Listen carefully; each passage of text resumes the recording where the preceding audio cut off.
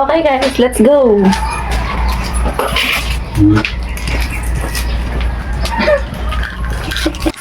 Outfit check. What? Even outfit. Ano? Bibitawan na tayo? Let's go guys. Walahan kami kung sino makakarating. 5 km versus 10 km. 1, 2, 3. Bagong beat!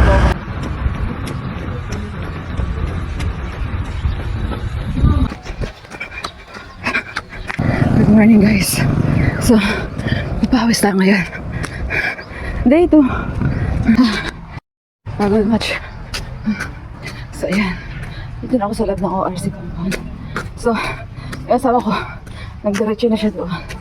Kasi, 10 kilometer na tatakbuhin niya. Eh ako, 5 kilometer lang. So, dito lang ako sa kalahati. Ikot lang ako, then balik na ulit na. So, ayan.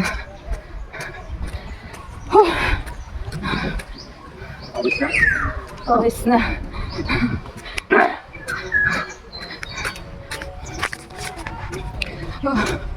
Pawis na.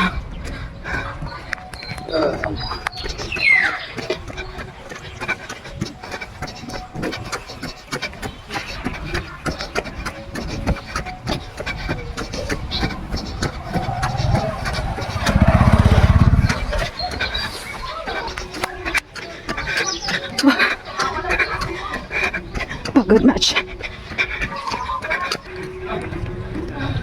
Dito ako. So marami nagja-jogging doon sa kabilang side. So ito, meron sa unahan ko. Meron din sa likod ko, kaya lang malayo pa. So, lakad muna ako mga kahapi. Recovery. Nag-recover man ako. Kasi, pagod match. Sarap ng pawis. So, ayan. Outfit check. Okay. So, palabas na ulit ako ng ORC compound. Palabas na ako ng gate. Grabe. Sarap sa paa. Daming pumapasok.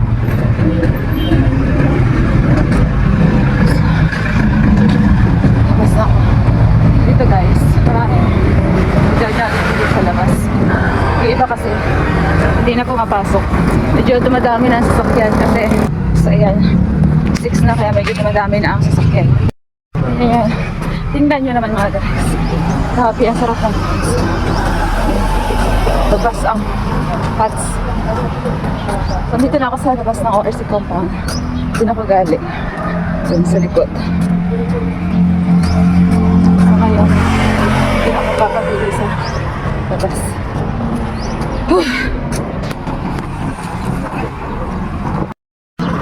So let's go guys. Tapak na natin tayo.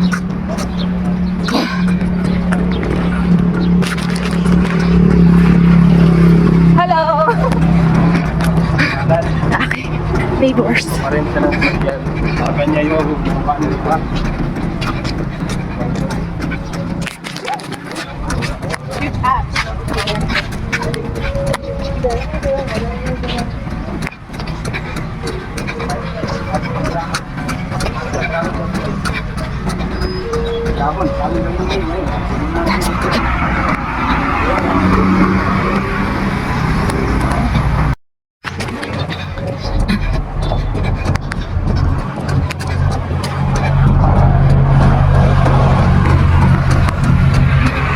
Ilang sa bangkas ng tram.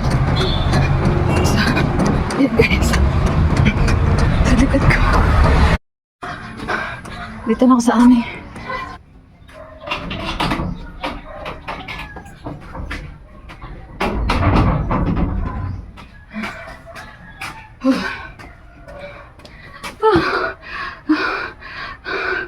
So, wala pa yung asawa ko. Anong oras na? 6:30 na. So, nauna akong dumating sa kanya mga kahapi. So, 5 km o 10 km yung tinakbo niya. So, tingnan natin kung anong oras ilang oras yung abot namin. So, hindi niya ako naabutan. Ang oras natin is 6:35. So, titingnan natin kung anong oras siya darating. So, Finally, nakauwi na ulit ako. Pagod much.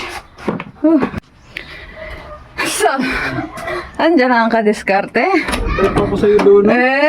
Sabi ko sa'yo, di mo ako mabutan eh. Bobo. Wala ka. Sabi ko sa'yo, di mo ako mabutan. Gantay ko doon. Mabutan sana kita dito.